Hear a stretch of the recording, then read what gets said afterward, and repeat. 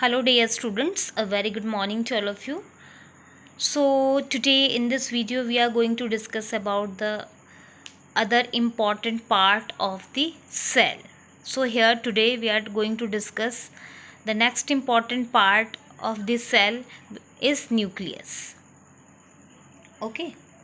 So now if you look at the cell, you will always notice to the structure which is spherical and it is located into center of the cell, and that structure is nothing but nucleus. So now this nucleus is present in both animal cell as well as plant cell. So nucleus is spherical oval structure near the center of the cell, and nucleus plays a very important role in cell division.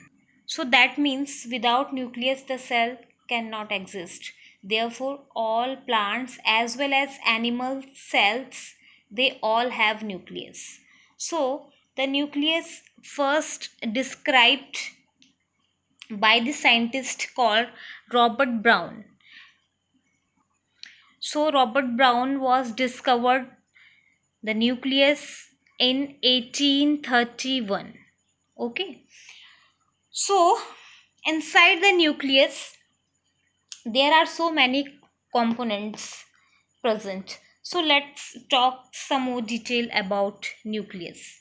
So here why do we say that the nucleus is most important component of the cell?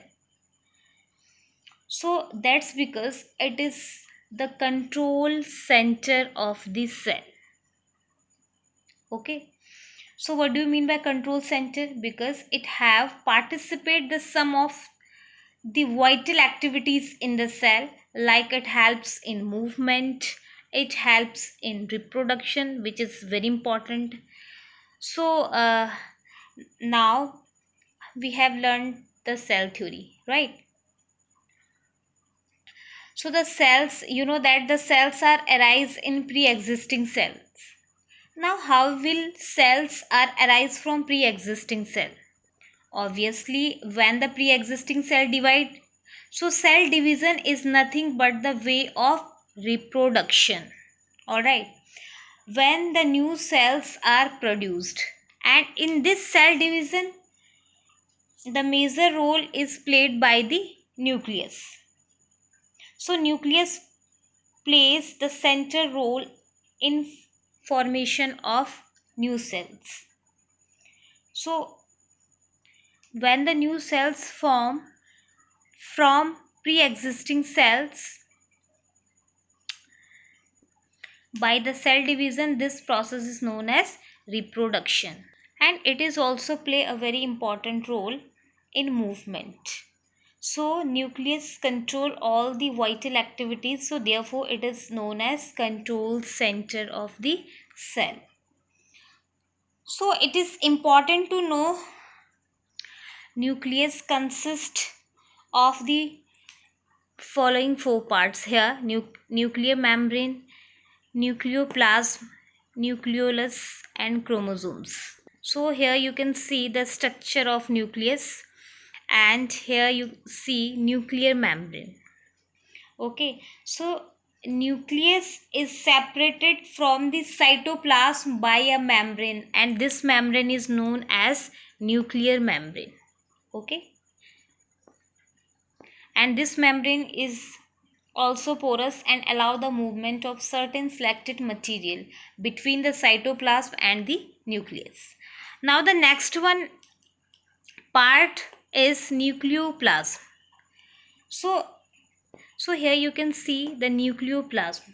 So here you see the fluid present in the nucleus is called nucleoplasm. Okay. The third one is nucleolus. So now you can see here, this one is a nucleolus.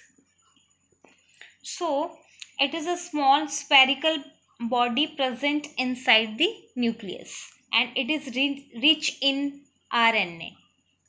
The next part is chromosomes. So chromosomes is thread-like structure. You can see here. Okay. composed of deoxyribonucleic acid, means DNA, and suspended in the nucleoplasm. You can see here it is suspended in the nucleoplasm. Okay, so these are called chromatin fibers. And these chromosomes plays a very important role.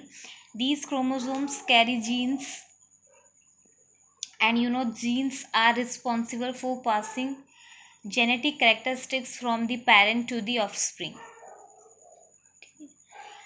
A child receives one copy of gene from the mother and another copy of some gene from the father. You know that? So this is a genetic character,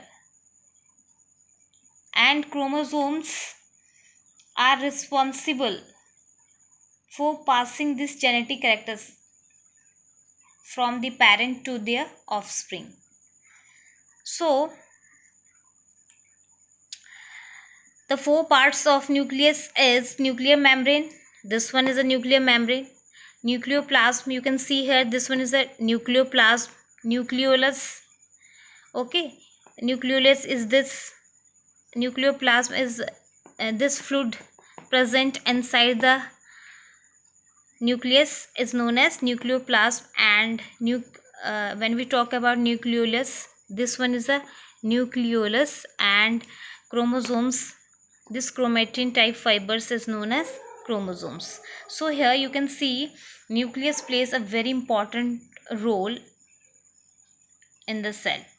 So nucleus controls all metabolic activities of the cell, and it is responsible for passing genetic characteristics from the parent to the offspring.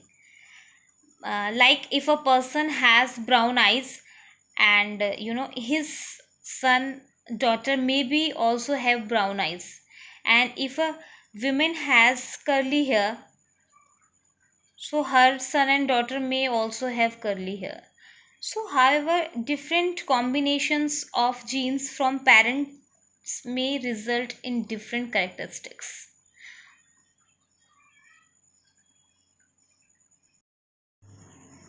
So now it is important to know the two type of cell which are classified based on nucleus they have.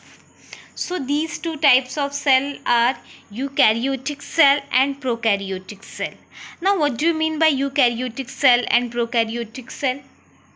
So the word eu means true and karyon means nucleus. So those cells which have a true nucleus, they are called eukaryotic cell. Alright. So we can say that the cells which have a well organized nucleus with nuclear membrane. The cell which have a nucleus with nuclear membrane is known as eukaryotic cell. Like plants, animals, fungi, protozoa, all are eukaryotic cell. You have seen in plant cell, nucleus is present with nuclear membrane. Okay, so obviously nucleus is present in animal cell, fungi and protozoa. So these are eukaryotic cell.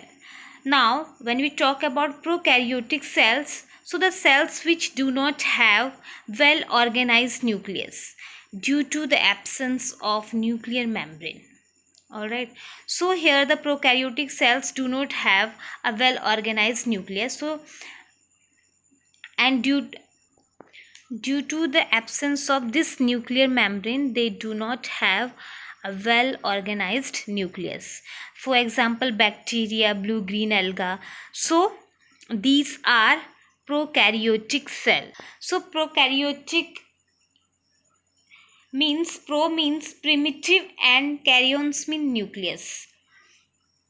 So we can say that the group of cell which do not have a true nucleus called prokaryotic cell.